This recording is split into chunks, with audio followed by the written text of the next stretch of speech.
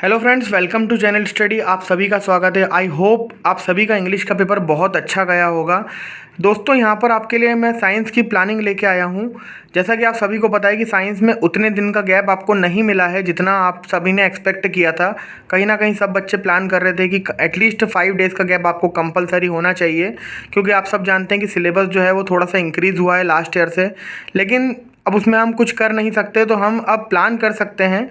तो आप सबको इधर दिखाई दे रहा होगा कि हर दिन के हिसाब से अब आपका साइंस में जो भी डे आ रहा है, आपका 4 फ़ैब को साइंस का पेपर है, तो आपको 4 दिन का गैप यहाँ पर मिला हुआ है पेपर में। तो उन 4 दिनों को आप किस तरीके से मैनेज करेंगे, वो यहाँ पर मैंने आपके लिए थोड़ी सी एक हेल्प करी है।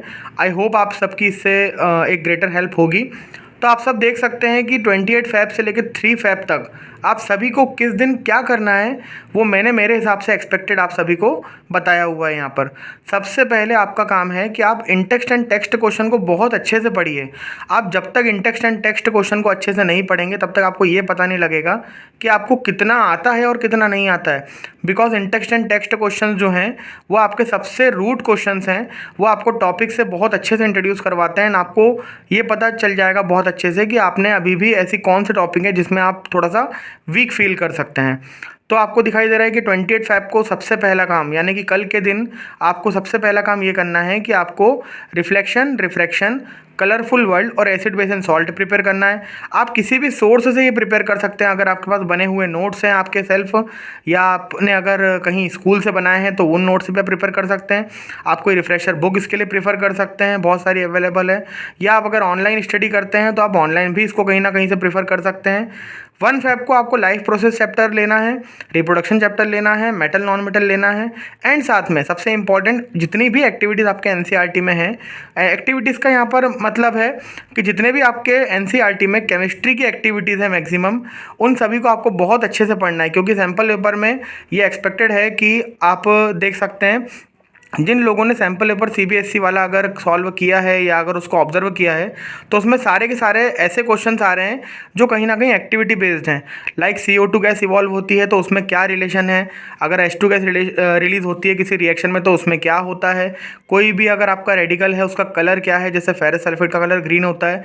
तो आपको इन्फ्रेंस बेस्ड क्वेश्चन इसमें से आ सकते हैं, एक्टिविटी बेस्ड। आपको 2 फ़ैब को जो है इलेक्ट्रिसिटी की प्रिपरेशन करना है, हेरिडिटी की करना है, एंड साथ में control coordination and are environment भी आपको करना पड़ेगा। यानी आपका 2 फ़ैब जो है वो आपको बायोलॉजी प्लस फिजिक्स का आपको दिखाई दे रहा है। लास्ट डे जो है वो आपने रिजर्व रखी है कार्बोनेटेड कंपाउंड के लिए। इसके पीछे रीज़न ये है कि कार्बोनेटेड कंपाउंड चैप्टर जो है वो बहुत ज़्यादा बड़ा चैप्टर है, एंड आप अगर अभी से पढ़ भी लेंगे तो आप कुछ चीज़ें उसकी एंड तक आते आते भूल जाएंगे, क्योंकि आपके माइंड में कहीं ना कहीं कन्फ्यूजन आता ही आता है जब ये चैप्टर आता है। फिर आप मैग्नेटिज्म के लिए भी 3 फ़ैब को रखिए, और एटलीस्ट कोशिश करिए कि जब भी आप अपनी जो भी पढ़ाई है उसको फिनिश करते हैं, आपका टारगेट फिनिश करते हैं, तो 6 से लेकर 8 न्यूमेरिकल डेली आप फिजिक्स के प्रैक्टिस करिए।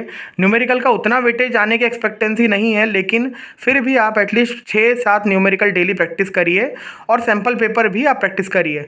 सैम्पल पेपर के लिए आप डेली आपका टाइम फिक्स कर लीजिए। आप चाहें तो आप रात में 9 से 12 दे सकते हैं सैम्पल पेपर, या आप रात में 8 से 11 दे सकते हैं, आपकी कंफर्टेबिलिटी के हिसाब से आपको जो सूट होता है। लेकिन एक सैम्पल पेपर आप डेली लिखिए, ताकि आपका जो हैंड है वो रिटन प्रैक्टिस में रहे और आप वहाँ पर पूरा पेपर जो है वो अटेम्प्ट कर पाएँ, आपसे कुछ भी ना छूट पाए। तो आप सभी को साइंस के पेपर के लिए गुड लक।